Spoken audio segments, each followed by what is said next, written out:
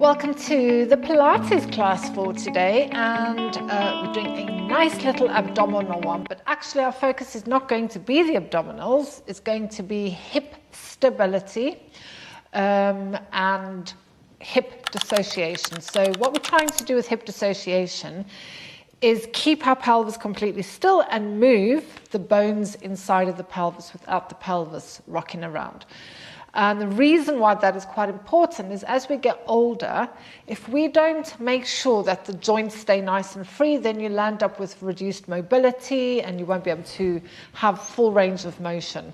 So it's really important that as we work, as we get older and older and older, that we keep our joints as free as possible. And that's what dissociation helps with. So you don't need any equipment. I'm going to have a cushion and a block possibly under my head. We'll see how it goes. So you may want a cushion. Sometimes having something under your head just helps support the lower back as well. So shall we get started? So we're coming onto the back. And I just want you to take a moment to settle. So like I said, I'm going to have a block under my head. So often people are not sure when they should have a block or when not to have a block. So if you had to take your block away and the head is on the floor, you might feel that the lower back comes even higher off of the floor, and that's your natural curve. But when it comes into lifting up the legs and you can't keep the back down, then you could possibly injure yourself, or it's quite bad technique to let the back flop up and down. So just having a block under the head helps to support the lower back.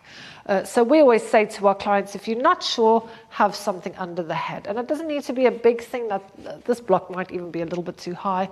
But just see how it feels in the neck.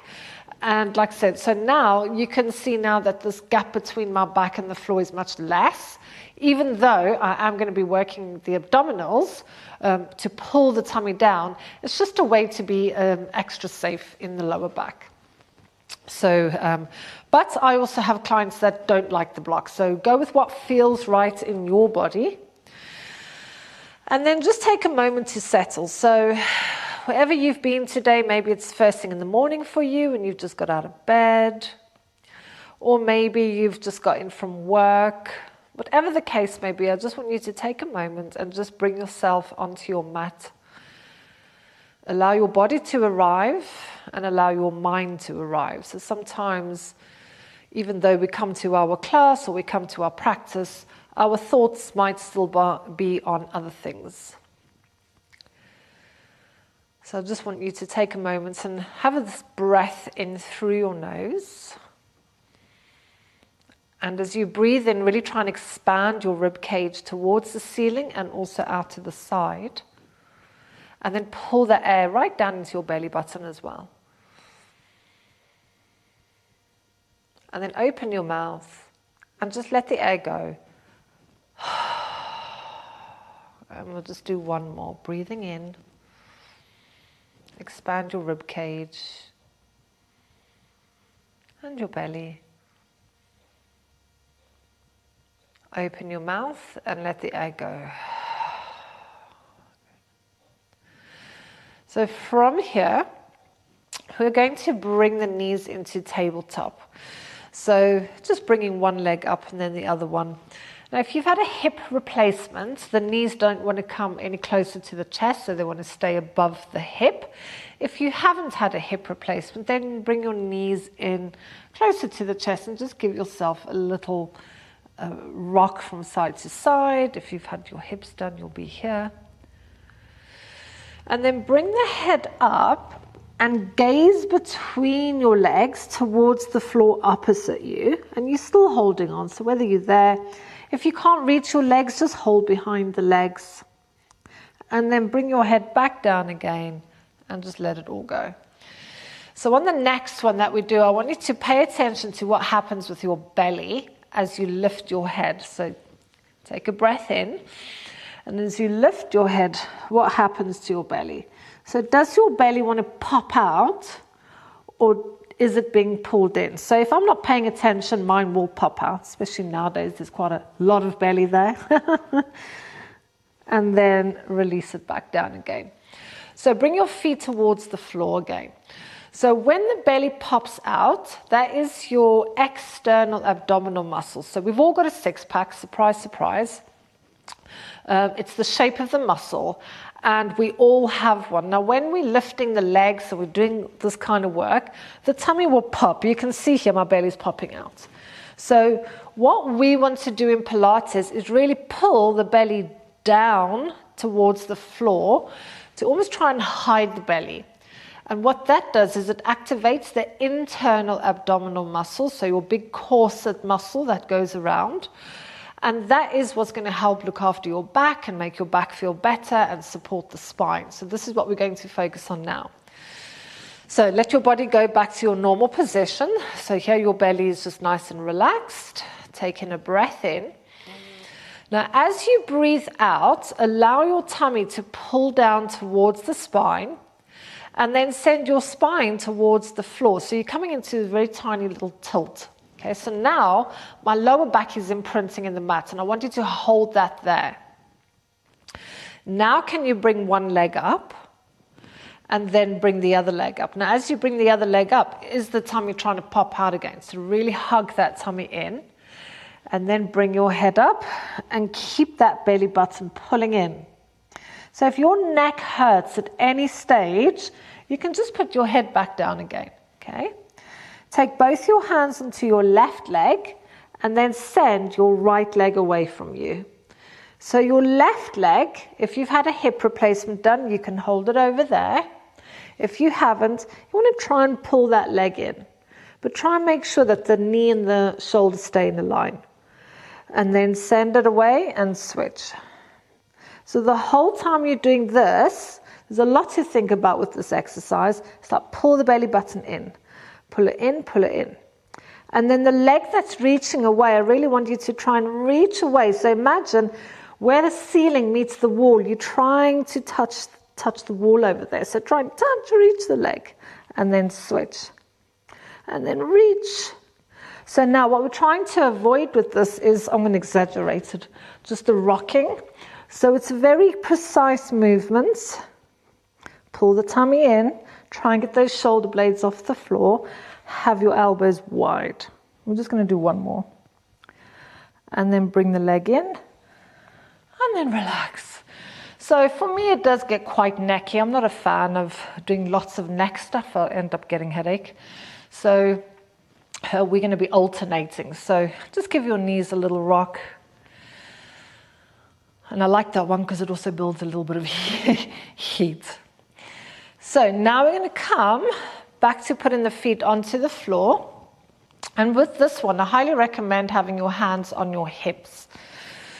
So come into your neutral spine, so where your lower back is off of the mat, and hold it there. Take a breath in. And as you exhale, draw the tummy down towards your spine, and then pull the spine towards the floor. So your hip bones will come slightly towards the rib cage. They're not going to be in this neutral position. They'll be slightly down towards your ribs.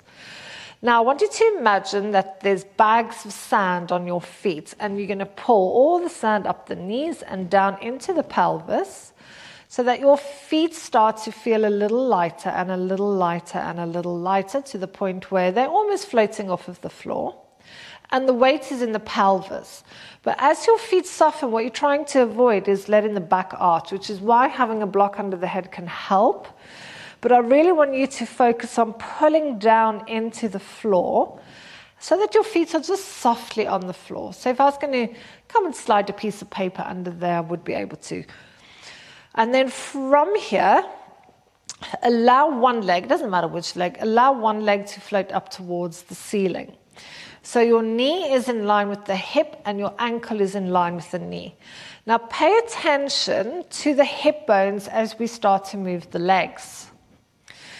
We allow your leg to come down, keeping that belly button down, keeping your lower back down, and then raise the other leg. Once you're at the top, you bring it back down again. Now what I want you to pay attention to, and I'm going to exaggerate what might be happening, you're either going to get, it's quite hard to do it wrong, something like that, and then rocking, or maybe you shaking left and right. So this whole pelvis wants to be completely still. Okay, so pelvis heavy, lower back is down. As the leg floats up, so just focus on these hip bones. Are the hip bones moving? And ideally they want to be staying still. And then float the other leg. So for me, I feel there's a lot more effort needed to lift my left leg than my right leg. And then pull the tummy down. So think of the belly button going towards the floor. And as you do that, are your shoulders relaxed? Is your neck relaxed? Is your face relaxed? And this should be quite challenging. So if you're not feeling anything, you've probably got too much weight left in your feet. So just try and take a little bit more weight out of the feet. And again, visualize a pelvis, a skeleton, and the skeleton's thigh bone is moving without the pelvis moving, hip dissociation. And of course, it's a really good core abdominal exercise. And then once you do your left leg, make that your last one. And then you can collapse. Give your hips a little wiggle. So my clients often say, does it ever get easier? And I don't think it does ever get easier. It just gets, you get better at it. But it's one that I like to take my time with. It's not one that I like to rush. So if you want to give your knees a quick hug. The next one we're going to come into is almost like the one we've just done, but our legs are going to be up in the air to start with, and this is called toe taps. So as you lie on your back, your pelvis is heavy. Take a breath in. Allow your spine to go towards the floor. Hug your belly in. Bring one leg up and then the other leg. Now this can be super challenging for some people. Maybe it's got weakness in your back or your core. Maybe you just haven't got the strength. If you find this is too much, bring your knees closer to the chest or drop your heels closer to the bum, and that's going to make it easier. Okay? So pick somewhere between there. Make sure the whole time that your lower back is touching the floor. Okay, so we really want to be hugging this belly in. So from here, we're going to allow one leg to go towards the floor. When it touches the floor, you bring it back up again. And then other side. Send the thigh away from the hip. When it touches the floor, bring it back up. So I'm going to exaggerate what might happen. Often people will drop the foot. Can you see my femur bone still staying in the same place? And then when they touch the foot, can you see how little the femur bone has actually moved? Cramping my toe. I'll do it again. So they drop the foot and then they take it there. Unless you need to make it really easy for you, that's how you would make that easy. But now what you want to do is keep your knee angle exactly the same, so your femur bone has to move. Can you see how far away from the hip the femur bone's moving now? And then you pull it up. So you need to keep this angle exactly the same. And then other leg. Now, for those that want to make it a little bit harder, and you don't want to do this unless you can really control your back, you can either have slightly longer angle behind, which means your thigh has a lot further to travel, or you can keep it there and do heel taps. Again, just gives you a little bit more distance for that thigh bone. So again, just notice any tension around your neck, your shoulders. Is the tummy lifting and trying to pop? Can you hug the belly in? And I've got shaky tummy, so I hope you've got a shaky tummy as well. And we'll just do one more on each side. And this is quite challenging because you've got your levers in the air and your thigh bones are really big. And then bring it back in and then release. Have a little shake. So having two legs in the air is very hard because you have the two biggest levers, they're up in the air. So your back, your core, all these muscles has to hold your legs up there. Which is why Pilates is great, because it uses its own body to its own weight to make things harder. Right, so the last challenging one we're going to do is called the 100s. And if you know anything about Pilates, this is Joseph Pilates. He had a sequence of exercises called the classical routine. And this exercise that we're going to do now is number 1. But we are going to do a much easier variation than what he did. So for today, we are actually going to have the feet on the floor. And you might want to watch this one first. So when we come up into this position, the hands will be off of the floor. Lower back is down. So again, just for safety, I like to work with the flat back. There are some teachers that work with a neutral spine, but we like to do flat back. And you're going to draw your tummy in. So you need to try and get these shoulder blades off the floor. And then we're going to pump the arms. So as you pump the arms, you're reaching, and there's intention in your fingers. So you're trying not to do this. You want to pump. Now, if your shoulder blades are touching the floor, you're going to be shaking all over the place. So what you're trying to do is squeeze all these muscles into your tummy, come off of the shoulder blades, so lead with your collarbones towards your knees, and then we're going to pump the arms. Now, it's called 100s because we do 100. But what we're going to do is we're going to do 20, then we're going to have a little rest, and we're going to do that 4 more times. I had to count there.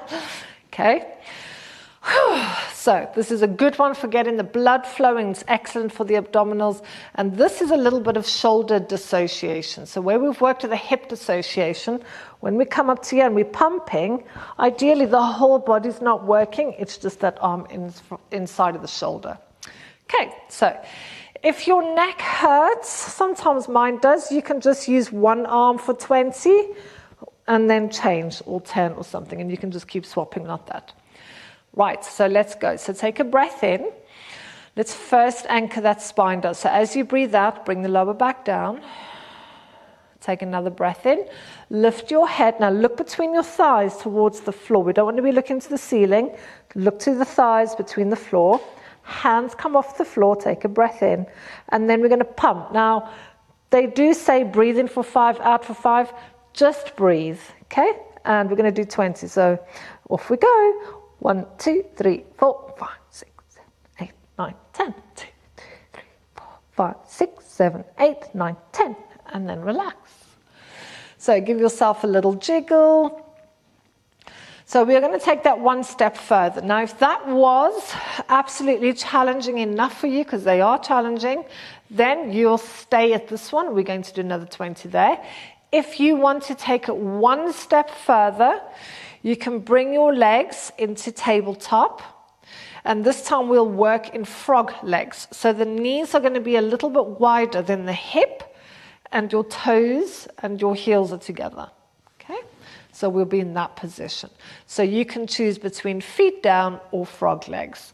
And you might start with frog legs and think, oh, that's too hard. Then just come down to the easier level. But if you never try the harder one, then you're never going to get stronger. But saying that, if you found the one with your feet on the floor super hard, then that is where you stay. In time, you will get stronger, and you can then take it to the next one. So breathing in. As you exhale, tummy draws down.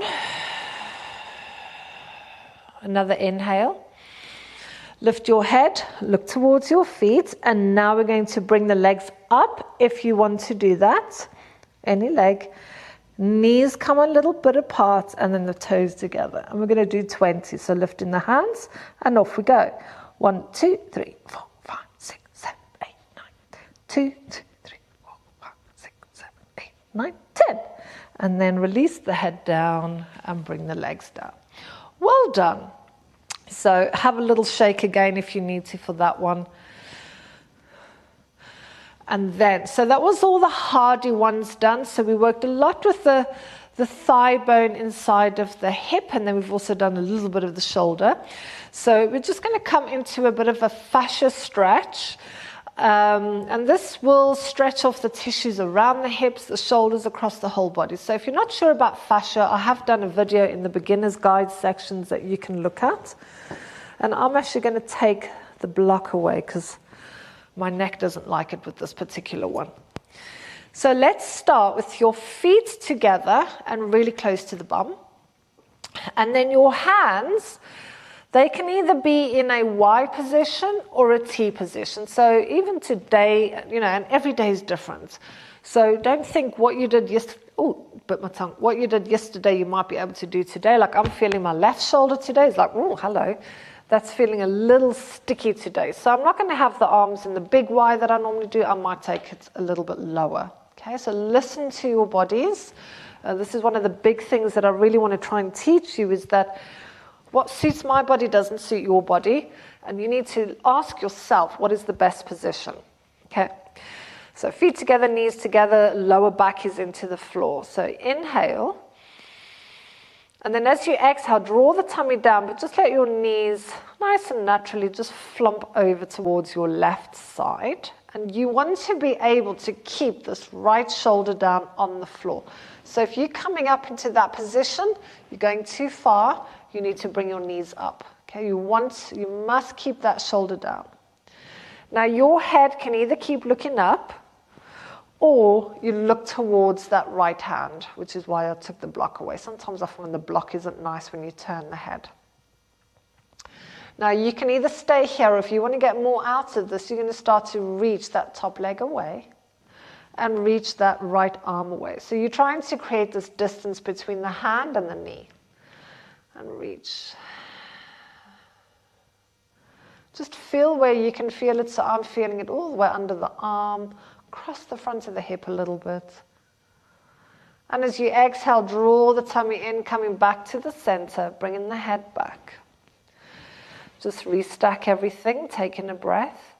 As you exhale, lower back down. Now we send the knees to the right side. Head can go to the left. And then reach the left arm away, reach your left knee away. So how much distance can you put between your left knee and your left hand? And just comparing, like, does one side feel more stiff? Does one side have more sensation or less sensation? As you breathe out, draw the tummy in, bring it back to the center. This time, taking the feet mat width. So the knees will also want to be in line with the hips. Breathing in. I've just felt myself shimming off the mat there. So as you exhale, take the knees to the left, and then you gaze to the right. And then reach and reach and reach. So the more you can reach your hand away from the knee, the more we're stretching off the fascia. And I can feel the pull all around the armpit, down to the side. Fascia is everywhere in the body. And as you breathe out, draw your tummy in, coming back to the center. Release. Inhale. And then draw your tummy down first, then take your knees to the right, and then reach that left arm away. You can gaze towards the left. And reach and reach and reach and reach. Inhale. And then as you breathe out, coming back to the center again. Good. Slowly releasing your arms down. Just give yourself a little hug. That can be quite intense when you've had the arms up there. And then just bring your hands onto your hips or down to the side of you. Just take a moment there. You can have your legs straight, or like I've got my knees together, my feet are slightly wider. And just feel into the body. Are there any areas that feel quite challenged now? So perhaps the neck or the shoulders. Maybe you can feel tingling in your belly. And we just want to observe those sensations, just as a reminder of areas that we need to be a little bit more gentle with as we go through the day.